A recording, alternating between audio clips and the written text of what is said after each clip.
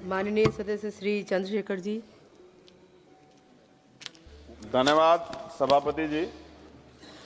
मैं धन्यवाद देता हूं उसके साथ साथ क्योंकि रेल मंत्रालय के नियंत्रणाधीन अनुदानों की मांग पर चर्चा में भाग लेने का आपने मुझे अवसर दिया। सभापति जी, मैं भारतीय रेल केवल पटरियों पर चलने वाली गाड़ियों का नाम नहीं है, बल्कि ये भारत की अर्थव्यवस्था की धड़कन और सामाजिक एकता की सबसे मजबूत कड़ी। आज भारतीय रेल दुनिया के सबसे बड़े रेल नेटवर्कों में से एक है। देश में लगभग 68,000 किलोमीटर से अधिक रेल का नेटवर्क है। प्रतिदिन लगभग 13,000 से अधिक यात्री ट्रेन और 8,000 से अधिक मालगाड़ियां चलती हैं। हर दिन लगभग 2.4 करोड़ यात्री रेलवे में यात्रा करते हैं। प्रतिदिन लगभग 40 लाख टन से अधिक माल रेलवे के माध्यम से ढोया जाता है। रेलवे में लगभग 12 लाख कर्मचारी कार्यरत हैं, लेकिन इतने बड़े तंत्र के बावजूद आज भी करोड़ों यात्रियों को भीड़, सुविधा और सुरक्षा का सामना करना पड़ता है। मैं कहना चाहता हूं कि रेल की पटरियों पर केवल ट्रेनें नहीं चलती, उन पर करोड़ों भारतीयों के सपने चलते हैं और जब व्यवस्था कमजोर होती है तो सपने भी पटरी से उतर जाते हैं। सभापति जी, सरकार ने वर्ष 2026-27 के लिए रेलवे के लिए लगभग 2.93 लाख करोड़ रुपए का पूंजीगत निवेश प्रस्तावित किया है। सरकार इसे ऐतिहासिक बता रही है, लेकिन सवाल यह है, क्या यह निवेश वास्तव में यात्रियों की सुविधाएं, सुरक्षा और रोजगार में दिखाई दे रहा है? आज भी हजारों किलोमीटर ट्रैक पुराने और कई जगहों पर सिग्नलिंग सिस्टम कमजोर है और स्टेशनों पर मूलभूत सुविधाएं कमी है। रेल सुरक्षा का सबसे महत्वपूर्ण विषय मैं स्पष्ट करना चाहता हूं कि रेल में सुरक्षा केवल रिपोर्टों से नहीं आती, सुरक्षा जमीन पर किए गए काम से आती है। आज भी हजारों किलोमीटर ट्रैक पर नवीकरण होना बाकी है और कर्मचारियों की कमी एक गंभीर समस्या है। महोदय, भारतीय रेल कभी देश का सबसे बड़ा रोजगार देने वाला संस्थान हुआ करता था और सामाजिक न्याय की भावना को मजबूत करने में इसकी बड़ी भूमिका रही है। लेकिन आज रेलवे में लगभग 3 लाख से अधिक पद खाली पड़े हैं और प्रमोशन से जुड़े अनेक मुद्दे सामने आते हैं। मैं सरकार से पूछना चाहता हूं, मंत्री तो यहाँ मौजूद हैं, कि जब देश का युवा बेरोजगारी के लिए दर-दर भटक रहा है तो रेलवे में इतने पद खाली क्यों पड़े हैं? देश का युवा अवसर मांग रहा है और रेलवे में खाली पद इंतजार कर रहे हैं, ऐसा क्यों? महोदय जी, मैं इस सदन के माध्यम से एक बहुत महत्वपूर्ण विषय उठाना चाहता हूं। रेलवे में अनुसूचित जाति और अनुसूचित जनजाति व अन्य पिछड़ा वर्ग के युवाओं को अवसर मिलना कम हो गया क्योंकि भर्ती नहीं निकल रही है।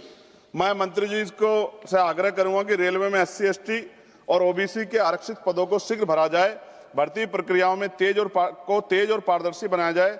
रेलवे के प्रशिक्षण संस्थानों में इन वर्गों के युवाओं के लिए विशेष प्रशिक्षण कार्यक्रम शुरू किए जाएं। रेलवे कॉलोनियों में कर्मचारियों कल्याण कार्यक्रम में सामाजिक न्याय की भावना को मजबूत किया जाए। मैं कहना चाहता हूं कि जब तक देश के अंतिम व्यक्ति को अवसर नहीं मिलेगा तब तक विकास अधूरा रहेगा। बाबा साहब डॉक्टर भीमराव अंबेडकर की भावना यही थी कि सरकारी संस्थान सामाजिक न्याय के मजबूत स्तंभ बने और सरकार भी इस बात के वादे करती है। महोदय जी, आज सामान्य श्रेणी में यात्रा करने वाले यात्रियों की स्थिति बेहद कठिन है। ट्रेनों में अत्यधिक भीड़, लंबी वेटिंग लिस्ट, स्टेशनों पर सुविधा कमी के कारण देश की जनता त्रस्त है। ऐसा लगता है कि आम यात्रियों की समस्याओं को उतनी प्राथमिकता नहीं दी जा रही है जितनी दी जानी चाहिए। मैं कहना चाहता हूं कि रेलवे केवल अमीरों की तेज ट्रेन नहीं होनी चाहिए, रेलवे गरीब और आम आदमी की जीवन रेखा भी होनी चाहिए। जब रिजर्वेशन कराते हैं मंत्री जी तो वेटिंग नजर आता है कि वेटिंग है। जब ट्रेन में जाते हैं, क्योंकि हम तो खुद सफर करते हैं, तो ट्रेन खाली मिलती है। ये क्या, किस तरह का भ्रष्टाचार है? इस पर आपको जानकारी करनी चाहिए और रेलवे में जनरल डिब्बे जो है आपको बढ़ाने चाहिए। साथ साथ मेरी मांग है मंत्री जी, अपने क्षेत्र से जुड़ी हुई, आप मुझे ये भी बता दें कि एक टांग पे खड़ा होकर बताऊं या दोनों टांग पे, कि जो आपका ध्यान आकर्षण हो जाए विपक्ष के सांसदों की तरफ भी। क्योंकि देखो, सरकार के जितने लोग बोले सबने आपकी बड़ाई की और हम लोग भी बड़ाई करते हैं कि आप अवसर दे दें तो और बड़ाई कर दें। तो इसलिए पूछ रहा हूं, एक टांग पे खड़ा होकर बोलूं जो आप निगरानी बनाएंगे, या फिर दोनों टांग पे खड़ा होकर बोलूं जो आपका ध्यान हमारी तरफ आकर्षित हो जाए? मंत्री जी, अमृत भारत स्टेशन योजना के अंतर्गत नगीना रेलवे स्टेशन का नवीनीकरण का काम जल्द से जल्द पूरा हो जाए और साथ साथ रेलवे का जो प्लेटफॉर्म नंबर 2 है नगीना में, उसकी लंबाई बढ़ा दो, क्योंकि महिलाओं को पीछे उतरना पड़ता है। ये बात मैंने कई बार कही, इसलिए मैंने कहा कि एक टांग पे खड़ा होकर सुन लीजिए कम से कम, मगर ध्यान तो आकर्षण कीजिए। नगीना और आसपास के क्षेत्र में लाखों लोग दिल्ली, हरिद्वार और लखनऊ की यात्रा करते हैं, इसलिए आवश्यक है कि दिल्ली और हरिद्वार जाने वाली प्रमुख एक्सप्रेस ट्रेनों का ठहराव नगीना लोकसभा क्षेत्र में बढ़ाना चाहिए। नजीबाबाद नगीना धामपुर रेल मार्ग पश्चिम उत्तर प्रदेश के लिए बहुत महत्वपूर्ण है। मैं मंत्री से मांग करूंगा कि इस रेल सेक्शन को, इंफ्रास्ट्रक्चर को मजबूत किया जाना चाहिए। नगीना क्षेत्र के लोगों की सुविधा के लिए दिल्ली और लखनऊ के लिए नई इंटरसिटी ट्रेन चलाई जाए, इससे क्षेत्र के छात्रों और व्यापारियों को बड़ा लाभ मिलेगा। धामपुर नगीना से दिल्ली के लिए सीधी ट्रेन चलाई जाए, नजीबाबाद से नगीना और धामपुर होते मुंबई के लिए ट्रेन चलाए। मेरी बहुत पुरानी मांग हो गई है लंबे समय से कि ये मांग पूरी हो जाए और सेओरा, किरतपुर, हल्दोर, नगीना, धामपुर आदि स्थानों पे फ्लाईओवर अंडरपास की मांग का काम जल्द पूरा हो जाए। आपको याद है, आप भी कहते हैं, बहुत सारे मंत्री कहते हैं 1-1 मिनट कीमती है। अब 1 मिनट का जो वैल्यू है वो यहां पता लगती है, लेकिन वहां 15-15, 20-20 मिनट खड़े होना पड़ता है। और ये डिजिटल इंडिया है, विश्वगुरु भारत की बात होती है सरकार की तरफ से, कहां है वो? कितने फाटक ऐसे जिन पर भी काम होना बाकी है?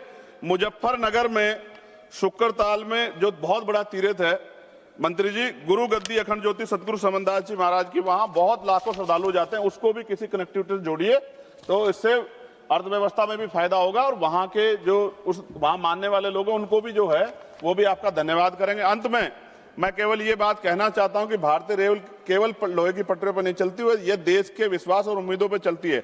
अगर इस विश्वास को मजबूत करना है तो रेलवे को सच में मजबूत करना होगा। और नगीना लोकसभा दूसरे राज्य को भी जोड़ती है, इधर हरिद्वार और इधर कोटद्वार, तो नगीना से होके निकलते हैं, दोनों राज्य का वो जोड़ है। मेरा आपसे आग्रह है कि नगीना की जो मांगे मैंने रखी है मंत्री जी, अगर आप इनको पूरा करेंगे तो ये स्पष्ट होगा कि आपकी कथनी और करनी में फर्क नहीं है। अगर आप सिर्फ सत्ता पक्ष के लोगों के काम करोगे तो इससे स्पष्ट होगा कि आपकी सरकार सबकी सरकार नहीं है, आपकी सरकार सिर्फ अपने लोगों की सरकार है। और जहां के लोगों ने आपके खिलाफ वोट किया है उनके अधिकारों का संरक्षण भी, क्योंकि अब तो आप मंत्री किसी पार्टी के नहीं, आपको करना ही पड़ेगा। ये भी मैं आपसे आग्रह करता हूं। बहुत बहुत धन्यवाद सभापति। जय भीम, जय भारत।